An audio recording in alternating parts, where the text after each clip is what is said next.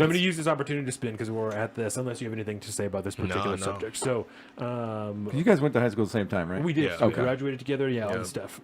So that's one of the first things that I want to ask you is just about this area, right? Because did you grow up in Bremerton? Yeah. Yeah. So how do you think this area has changed? Let's just say the last 10 years, right? Just in high school, and positive, negative, anything like that. And I can talk for a minute if you want a minute to think. No, I mean, as far as like, I wouldn't say culturally. I don't think it's changed any way that I can tell. There's a lot more homeless, that's for sure, which is odd considering we're making so many more like apartments and houses. Yeah. So that is kind of astounding. So I don't necessarily know if it's like people that already lived here and they're now without a house, or if they're coming from somewhere else, maybe Seattle. That could be it. Oh yeah, that could definitely be it. I'm too. sure Thing that's with the probably what ferry. it is. Yeah, So I'm sure that's probably what it is. I can address it. Actually, I just listened to Greg Wheeler, Mayor of Bremerton, on an interview earlier this week on their fucking South Kitsap competitor. Fuck them. But Fuck 'em. he was on there, and he was saying, When do we find out, by the way? 15th of December. Okay. Was when we found out if we get all Kitsap County. Well, we got the lock on where the people Right, are. we So. got Central Kitsap, now it matters. But so Greg Wheeler is saying apparently, as far as Kitsap County goes, Bremerton is the metropolitan hub of Kitsap County. Oh, for sure. And I don't ever If I fucking think about that. yeah. But that is because Yeah. of the transit, because of everything that we have. This is the metropolitan hub of Kitsap County. So as far as Gig Harbor, Kingston, anywhere that's involved. So because of that, we have more services here than they have in those other towns. And so to that extent, it does attract that population, people who are seeking those services. And if they don't have it in Gig Harbor, they're going to come to Bremerton. And even if they're not going to find a house here or use those services, that's where the services are. The homeless services, social services is what I'm talking about. Gotcha, okay. We have those things here. If you think about like all the shit down on like around like 6th and Park and all that I was stuff. just about to all say, yeah, by the DHS, yard, all that stuff shit. is Right, down there exactly. by Evergreen, They yeah. don't have that stuff That's in true. any other town in Kitsap County. So to does make that end, sense. that is part of why they're here, is because we have those things. Like I said, whether or not they use them is still up for debate. But that's part of what attracts homeless here, is because the services are here.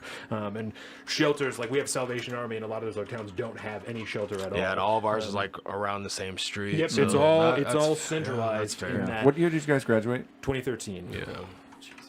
Yeah, that's fair. I didn't even think about that. That's a valid point, though. Yes. There was a lot of shit that he said that I didn't love, but made a ton of sense. Like, explained a lot of the questions that I had as to, like, why the fuck is this happening here, you know? Why here, and why is Yeah. there not a better Yes. area for it? Yes. It's because it's still it's an extremely small town. You know, there's still 40,000 people or whatever that live here. Like, it's still... Yeah.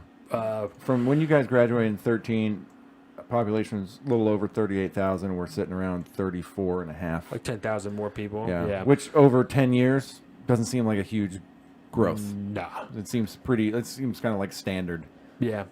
Well, when you could see it towards the back 2 or 3 years, like that's when It the dipped big, for a little you know, bit too, yeah. it dipped for a little bit. So, 2005. Interesting. yes, and Zeke is right. Bremerton seems to have got a lot more drugs floating around. Literally every time I visit, there's noticeably more homeless, more drugs, more. Yes, and so that is correct. Like, and that has grown in that time, because there's was talking about this big modernization push that they're doing all over Bremerton, and that's part of like why they're fucking around in Manette and why they're doing all this stuff, is they're trying to make this a more attractive like metropolitan area, which I understand. I took a little bit of issue with because.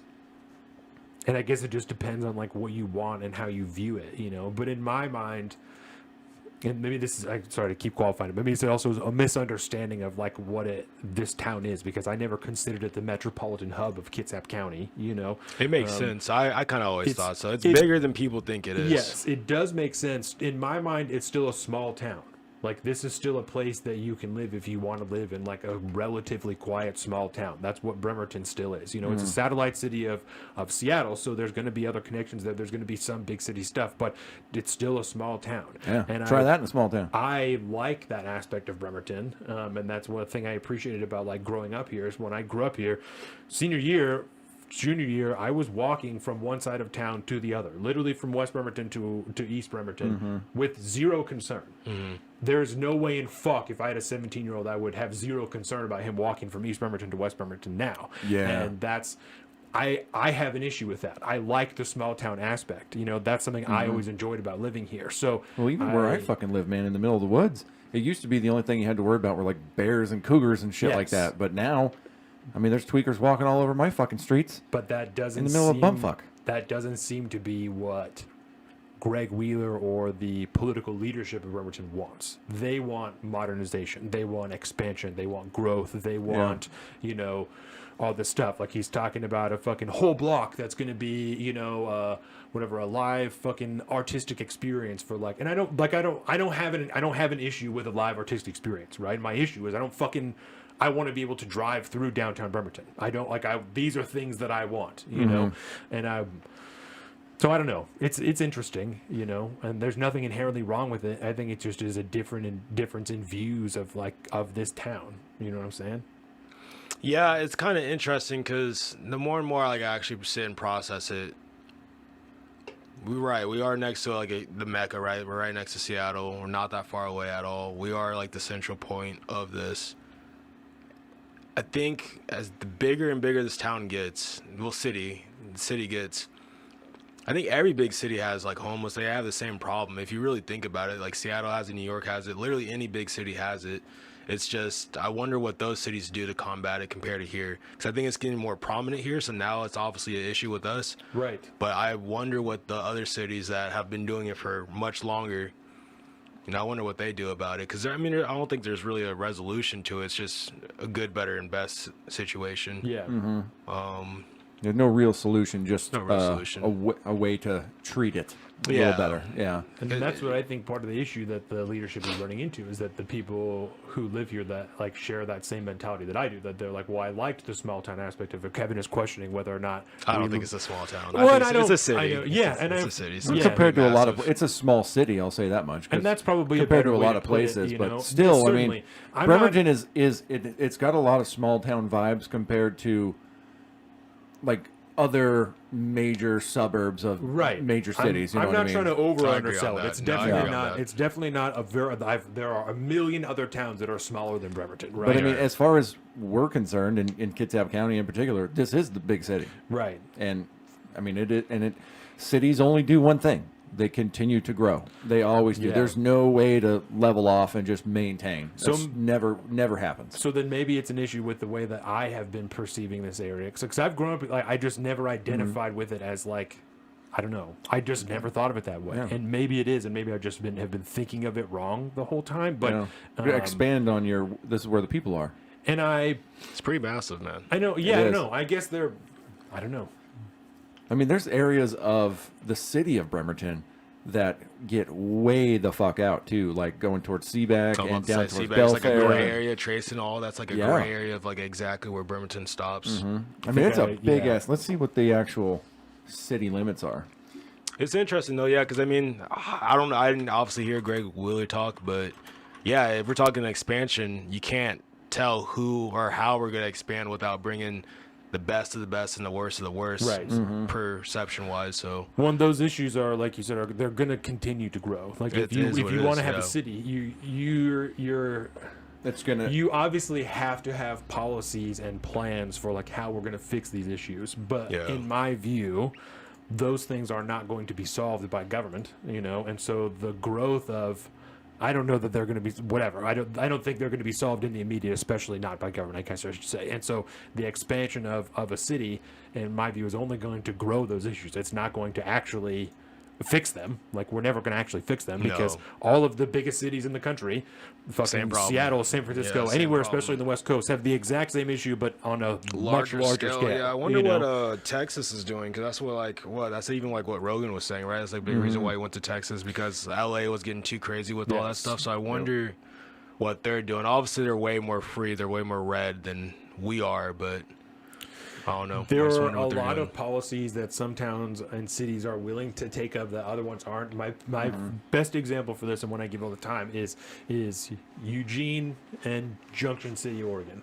Okay. Right? Junction City is right next to Eugene. It's an extremely small town that butts right up into it. It's really it's the area where like a ton of the agriculture is, right? So in Junction City, they made it illegal to camp on the streets. You cannot publicly camp in Junction City. So all of the homeless who were sleeping on the streets there had to go to the next town over. In Eugene, they won't make it illegal to sleep on the streets. So all of the people from the surrounding towns who cannot be there anymore went to Eugene. So, and I'm not saying right or wrong or whatever, but it's a policy difference that city of Eugene is unwilling to make it illegal to sleep on the streets, where the other smaller towns were willing to do that thing. That's why their issue grew, and they're not... It's not being solved, quote unquote, the same way it was in the other towns, because that's a policy they're not willing to take up. That's common on all of the other big cities that you're going to look at, Bremerton, all that type of shit. The closest thing we have to it is that right now it's illegal to sleep outside if there is shelter available. That's as far as we were willing to go here, and that's because they were trying to set up city mandated encampment, and encampments all in different parts of town and stuff. Yeah, where it's not one spot. So that was, and because people were so upset about that, this was their reaction, was, okay, well, we'll make it illegal to sleep on the streets so long as we have shelter. And now that it's cold, we have shelter out. So it's... Well, how do you solve something like that? Just everyone... I don't know. And we've just started to really kind of dive into this issue. And so I don't want to make it sound like I'm bitching but don't have a solution. I want to be very clear that we have just started to really dive deep into this particular issue, because we asked the same question. We were bitching for a couple episodes, and then we're like, okay, but what the fuck do we do? I don't know if anyone has like a true solution to it. I don't know. So we're working on a couple of different interviews to kind of get through on this specific issue. So Jordan stepped out. I wasn't able to get him in last episode. That was the plan. So we're going to interview him in December. He works for Kids Have Mental Health, and for a charity that works with them, working specifically with homeless. So he's very, very deeply involved in this issue, and he'll be able to provide a lot of these answers that I don't have, just because I don't fucking work on the streets. Right. You know, I'm not talking to homeless people. I don't know what the fucking deal is. But he's able to, just in the discussions that I've had with him, kind of quickly break down some of the bullshit that we hear from other people. Like one of the things that I asked him about on Thursday was that when I was watching Tim Pool this week made the argument that the vast majority of people who are homeless want to be homeless. This is not true. Like that's not an accurate claim, right? Certainly there are people, and Leif said this, that there are people that are on the streets who they just don't care. And one of the example he gave is a dude, I don't remember where he lived, but he used to own a business, and he had a wife and a fucking boat and all the shit. He had a great house, and all the stuff, right? His daughter died one day immediately, and his fucking life fell apart. He got divorced, he lost his business, he lost the house, he lost everything, because he just didn't give a fuck. And it's not because he didn't care. He doesn't care anymore. And that was years and years ago. And Leif's like, I still work with him. You see him, he'll tell you, I don't want help. I just don't care. That does exist. It's an exceedingly small part of that population who doesn't want any help. I don't care. Whatever happens, happens.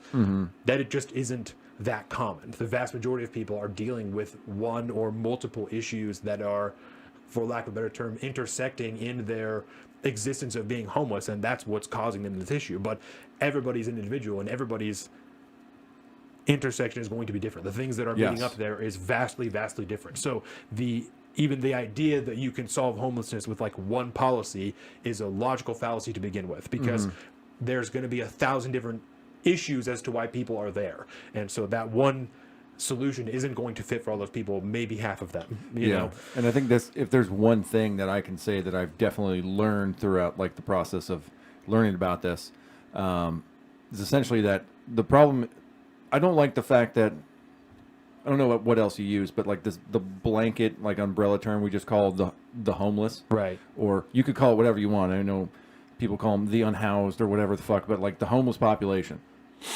that just, it makes you think that there could be one solution to solve the homelessness problem. It seems to be, it has to be an individual by individual case, and everybody's story is going to be different. Everybody's issues are going to be completely their own. The solutions that they particularly need are only going to be theirs.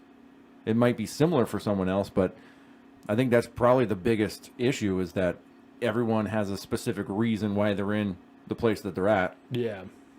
And there's only going to be a specific path for them to go to get out of that. A blanket program will only do so much, if anything. So it's got to be tough. I don't want to dive too much into it because I don't have these answers, right? That's all. And so that's even Kevin is he's saying he worked with homeless people for 15 years in a food bank. He said 80% of them wanted to be homeless. So the issue that I'm having with this thing is I think there's also a disparity in there's probably a ton of people who are just like Kevin saying, like, they don't want any part of society, they don't want any part of this stuff. That may very well be a side effect of the mental illness that they're dealing with, the drug addiction that they're dealing with, and when that thing is solved, they may very well want to re-enter society and be a part of that thing anymore. But because they're experiencing whatever they're experiencing, they don't want it, because to be in society as a drug addict or somebody who's mentally ill is not going to be fun. It's not going to be beneficial. It's going to be probably maybe even more difficult than trying to be homeless and be those things, you know? So I'm sure that could be said for a significant portion of the homeless population, but I also think that isn't a true answer. I think that it's their answer tainted by whatever they are experiencing at this current time, you know? And without dealing with those issues, I don't know that you could find out what that actual percentage is of people who really just don't give a fuck and want to be homeless, because that does exist. That does exist. But and I'm sure your locality matters too. But I don't think that it's. I don't know. I don't want to keep guessing, because it's all guesses. I don't have. Yeah, I have no idea. It's all no intel on it. Absolutely none. But we will be, rest assured, we will be having some people in here that it is localized. It will be specific to our area. So you can, people who are not from here, you can take what you can from that. But it is going to be, there will be some things that will translate into other areas and other stuff. Also, about 25% didn't even know how to read or write. Yeah, totally. Makes sense. If you can't cross the basic thresholds of society, what's the fucking point? You know, like that. I can think myself to that point in a lot of different ways, depending on where I start from. You know, so if I can't fucking read or write, why the fuck do I want to go and try and get a job? I would rather do this shit, and maybe I can make odds and ends, a little bit of fucking money. I can panhandle, I can whatever. These things make sense. So it's Before we do like segue off of this, I just wanted to bring up like a complete spitball. It's not even really like a actual ideal situation. It's almost like a book, essentially, like a fictional book. It's like, if you create like a society for the people that actually wanted to be part of like their own society or do whatever the hell they wanted, because in some ways, I don't know, it just seems to me, and that's probably completely ignorant to say this, but maybe some like houseless or homeless people just don't simply want to work, but they kind of want whatever, you know, it's gonna make them feel alive, right? Whether that's just food or shelter, whatever it is, not necessarily drugs or anything. But if there was like some type of arrangement that you can make where it's like whatever the two things that you really wanted in life, and like you like kind of create like a hub or like society, like maybe not even like a bubble, but like a little commune type of thing. Yeah. And you like make like an arrangement, like the two things that you want will provide that. If you do X, Y, and Z, I don't know. I guess like on a dumb level, maybe just even farm. Obviously, probably not that, but like farm, and like that way it contributes to our society. Therefore, it's like a full circle moment. Like, we'll help you if you can like help our society. So you're not necessarily part of it, but it's like, well, in order to get what you want, like we'll help you get what you want, if that. But I understand it's not really helping our society either. It probably wouldn't happen, but I don't know. It's just kind of like a spitball. No, and I like the concept. I don't think that's wrong at all. I think that there's everybody has a thing, right? Everybody has a thing. Everyone has something. Everybody has a thing. Everyone has something. I think that a good majority of people who exist go their whole lives never knowing what that thing is. Right. And that's because they're living in modern society. We're working fucking dead-end jobs. We're just thinking about other shit, the rat race, the fucking everyday right? But if you're not taking time to think about yourself and inspect that and like really dive deep, then you're never going to find out what that deal is, you know? So a lot of the people who are homeless who might be open to that, they probably don't even know what it is they have to offer at that time. And especially if you're mentally ill, you're depressed, even if you're fucking whatever, you probably don't feel like you have anything to offer society because you've been homeless for however fucking long. You know, I don't have a job, I don't have money, I got no fucking skills, I got nothing. Yeah. So I feel that way if I get depressed. No, and I don't think that's I don't think it's a dumb idea at all. I think it runs right along with like an education thing. You know, that's if people have the time and the ability to figure out what their thing is, then you can make that exchange with society. You know, super good example full of them today is the founding fathers, right? The founding fathers, a ton of them towards their lives, even most of their lives, didn't have no fucking job. They had no job. They had no way to make income at all. Samuel Adams is a perfect example. I just finished reading this book, Samuel Adams. The guy never made more than like 2,000 pounds in his whole life, which is equivalent to like $7,000 real dollars. At the end of his life, people were just bankrolling everything for him because they recognized the additions that he was making to society. They recognized how valuable that was. His writings, his thinking, everything he was doing with that time was valuable. So it was worth it to other people we'll pay your rent. We will pay for you to have food. We will make sure that you guys are good, because what you are doing is more than worth its weight in gold. So that's totally feasible, provided people are able and do find out what that thing is, you know, and which requires opportunity to find that. Yes. And then some way to market that concept, that whatever their thing is, find somebody that needs that thing, and then can provide something else in return. And it's that mutual kind of like free market exchange, but with certain caveats that are prearranged. So voluntarism. It's a voluntarism thing for sure. Yeah, it's like, man, you might be the greatest coder in your life, but you can't hold down a job to fucking save your life. So like, let me put you up in a fucking apartment, give you electricity, give you a little bit of a paycheck or whatever, and you help me write whatever code and shit that I need. And then bing, bang, boom, you got a nice little fucking trade-off there. Yes, Kevin, it is. Yes, you can call it a job. We're not finding ways around using No, it. you're calling it a job. It's not, essentially what it is. Yes, I mean, we are trying. That's you talk about farming. The you talk about all difference kinds is of like shit. the payment is the difference, because it's not necessarily more of an exchange. Current, yes, like a sponsorship type of thing. So yes, Kevin, it is. We're open your mind a little bit, Kevin. We're expanding on the idea of an occupation. Okay. Yes. A job is a job, bro. Yes, but it doesn't mean you got to go work for the man. An exchange of different goods. No, I think that's really good. So I'm going to use this. To the south of the streets, coming at you every